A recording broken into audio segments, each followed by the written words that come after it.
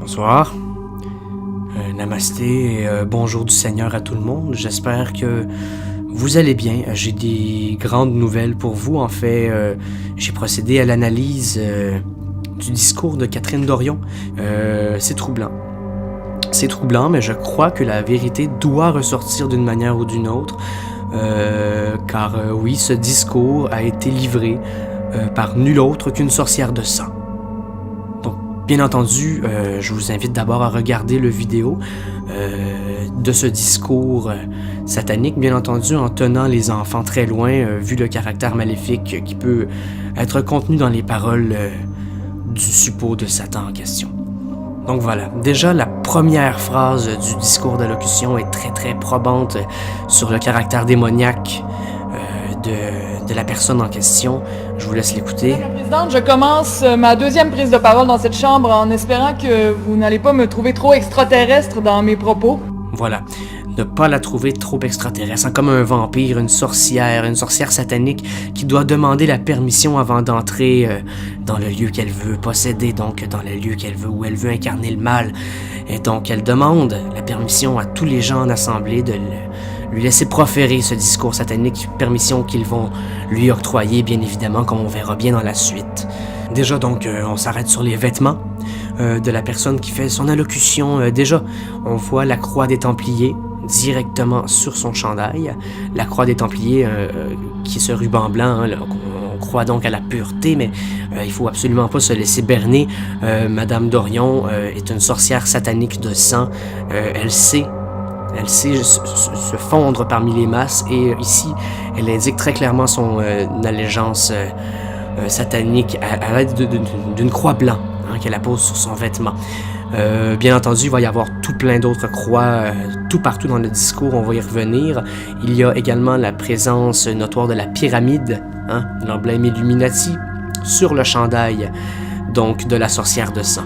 Donc la caste de sorcellerie des biens qui est répétée 3 fois. Des biens, des biens, des biens. La répétition du bien, la Sainte Trinité 3 fois.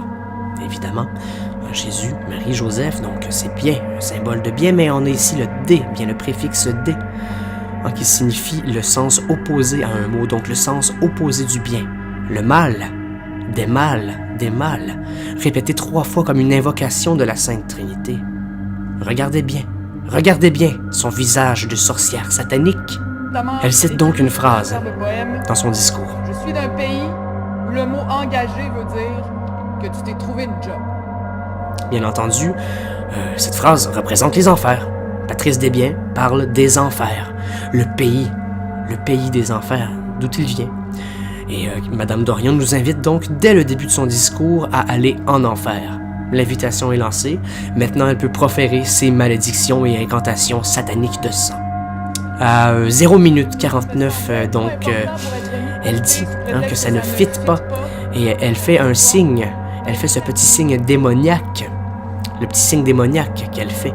Le fit pas, qui est un latin voulant dire viens à moi. Viens à moi. Évidemment, tout fait partie de son rituel satanique.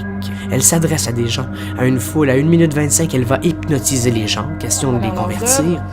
Je sais que tu penses ça, mais regarde ici ce que tu ressens. Ces mouvements de main qui rappellent évidemment d'autres dictateurs et personnes horribles du passé. Comme elle, elle entre en notre esprit. Et à 1 minute 50, elle invoque les autres démons dans la salle. C'est celui qui dit à son monde, est-ce que vous vous reconnaissez dans le récit que je suis en train d'essayer de raconter pour nous? À 2 minutes 15, Madame Dorion trace la ligne très claire d'une croix des Templiers. Encore une fois, toujours une croix des Templiers, causée par cette sorcière démoniaque. La ligne verticale qui représente évidemment la séparation du corps et de l'esprit. Très clairement, elle essaye de nous posséder. Et y parvient. À 2 minutes 43, donc elle va laisser transparaître la ligne de son parti, dissimulée évidemment sous une erreur de prononciation.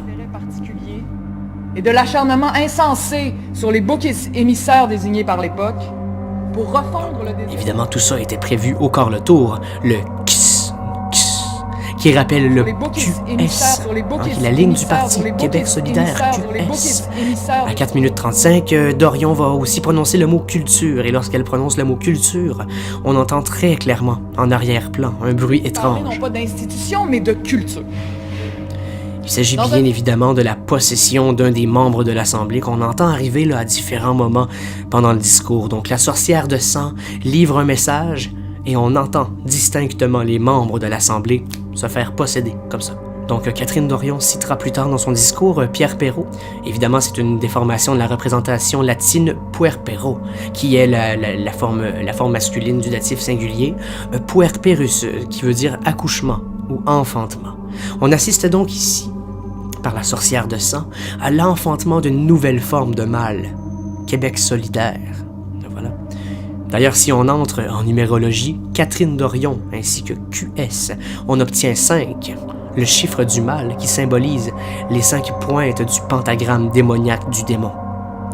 L'image de la sorcière d'Orion entourée de ses autres suppôts sataniques, qui a d'ailleurs circulé sur Internet, donc en compilant tous les éléments provocateurs de l'image, donc les bottes Doc Marten de la sorcière, son visage de sorcière satanique, il y a aussi les mains griffues de la députée Émilie Lessard-Terrien. Il lui manque son pouce, ce sont les griffes du démon. Les mains jointes en prière de Gabriel Nadeau-Dubois sont un autre élément provocateur, ainsi que son visage de démon qui fait un sourire à glacer le sang d'effroi, de peur. Et bien si on a tous ces éléments-là, ça donne bien entendu le pentagramme satanique. Québec solidaire d'ailleurs est une organisation hautement satanique et c'est prouvé avec leur logo très démoniaque. Bon, d'abord, la couleur orange qui est prédominante dans le logo de Québec solidaire, avec des sites scientifiques de grande envergure, on peut savoir que le orange représente donc la bonne humeur et l'optimisme.